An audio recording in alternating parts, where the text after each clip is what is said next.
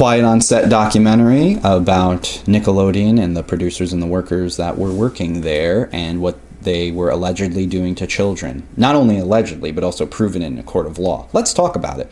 So with this full moon lunar eclipse that we had on March 25th, it was in the sign of Libra. It's about an exposing of a lot of illegalities and legal related things that were hidden and now coming to full light. The next episode, I believe, is scheduled to come out the day before the solar eclipse on April 7th. That will be episode 5. I was actually quite shocked about a lot of the things I see. Now, I never liked Dan Schneider. I want to make this perfectly clear. We've actually have old videos on this channel that are unlisted where we make fun of Dan Schneider. Because, and this, I mean, we're talking, these videos were made in like 2019, 2020. Okay, so this is way before the hype. We've seen, I grew up watching Nickelodeon in my earlier years, I would say from like 4 or 5 to like 10 or 11, 12. And I remember watching All That, Amanda Show, Drake and Josh. If you don't know what these are, these were just like kid shows where they were basically like Saturday Night Live skits, but for kids.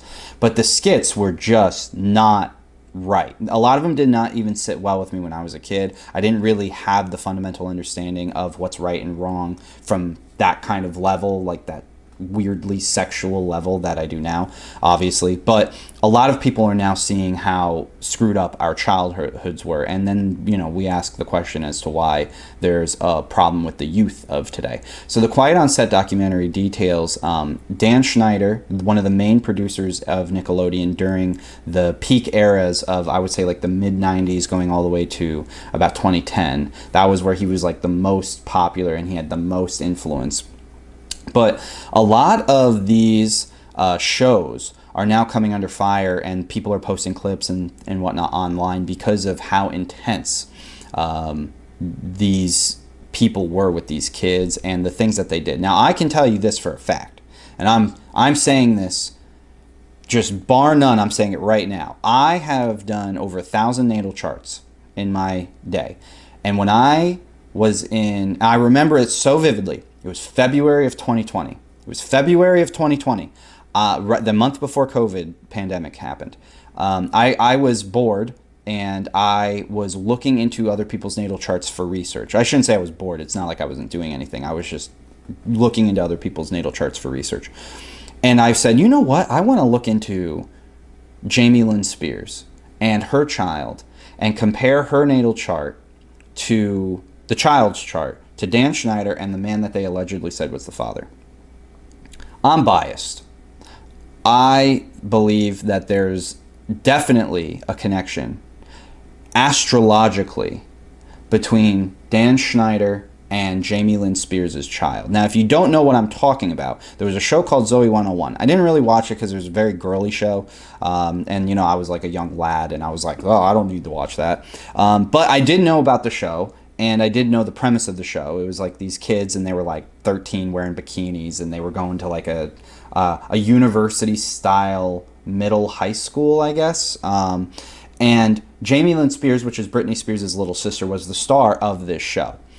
And that's why it was called Zoe 101, because it's like 101, like a classroom setting at a college or whatever.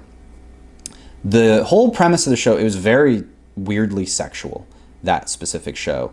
And what happened was when Jamie Lynn Spears got to be about 15 or 16, she got pregnant, and the show got canceled because she got pregnant and she had to take care of this kid, and they weren't getting rid of the kid, fortunately. And the backlash that was received, it really got swept under the rug. Now, the following year, if you do the math and you walk down the rabbit hole, the following year, not even like 8 or 9 or 10 months, if my math is right, after this event where Jamie Lynn Spears gets pregnant, this is where Britney Spears started having her meltdown, shaving her head, all like constantly in the public eye, etc. And then they started attacking the Spears family as a whole.